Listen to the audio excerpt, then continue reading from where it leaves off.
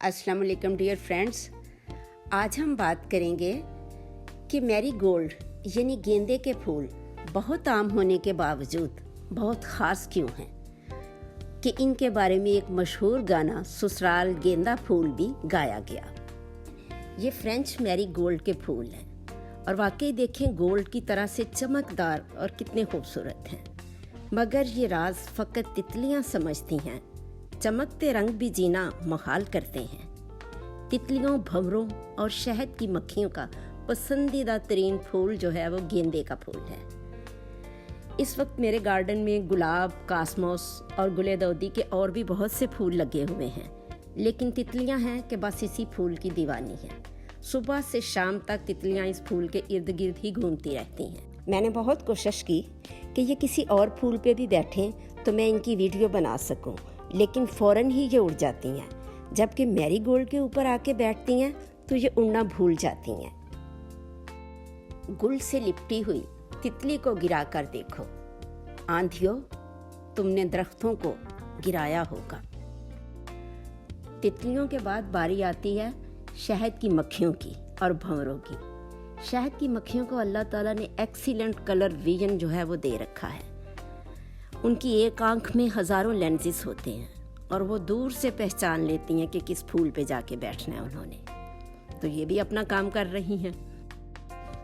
अब दिलचस्प बात यह है कि जितना इस फूल को पॉलिनेटर्स पसंद करते हैं, उतना ही पेस्ट इस फूल से दूर भागते हैं।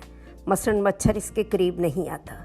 इसी तरह दूसरी हमलावर मक्खियाँ और मुख्तलिफ कीड़े मकोड़े जो फसलों को नुकसान पहुँचाते हैं, वो इसकी स्मेल की वजह से इस पौधे के करीब नहीं आते।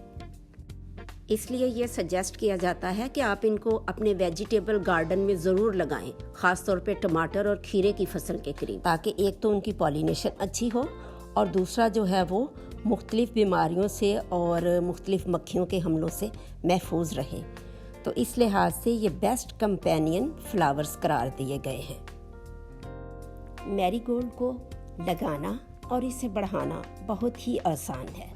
मैंने ये तमाम पौधे बीज से नहीं बल्कि पुराने पौधे की कटिंग से ग्रो किए हैं। ये तमाम पौधे, अगर आपके पास एक भी पौधा है तो आप उसकी टिप्स को काट के गमले में लगाते जाएं तो नए पौधे तैयार होते जाएंगे और जो पहले वाले पौधे हैं वो बुशी होते जाएंगे। उसका फ़ायदा ये होगा कि आपको बहुत ज़्यादा कलियां मिलेंगी, क्योंकि आप जहाँ से भी पौधे की कटिंग करते हैं तो वहाँ से 2 या 3 शाखें कम से कम मिलती हैं आपको न्यू।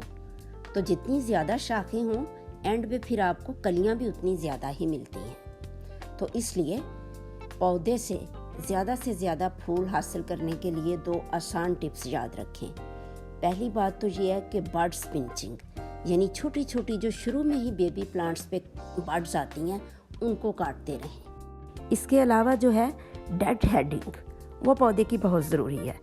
यानी जो फूल सूखते जाएं उनको भी काटते जाएं ताकि फ्रेश फूल आएं और सूखने वाले फूल जो हैं पौधे की एनर्जी ना लें।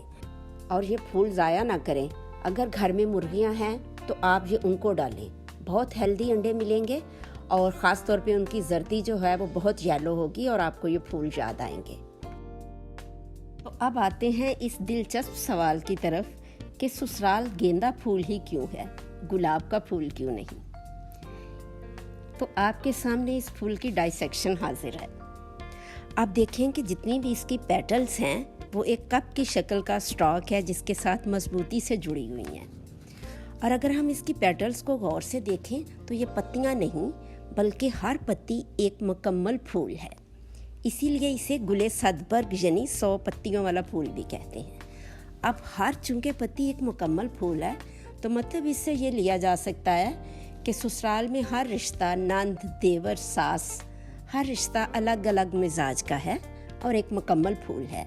और ये सब फूल मिलकर एक मुकम्मल फूल यानी ससुराल की तश्कील करते हैं। और लड़की ने हर रिश्ता इस तरह निभाना है कि फूल बिखरे नहीं।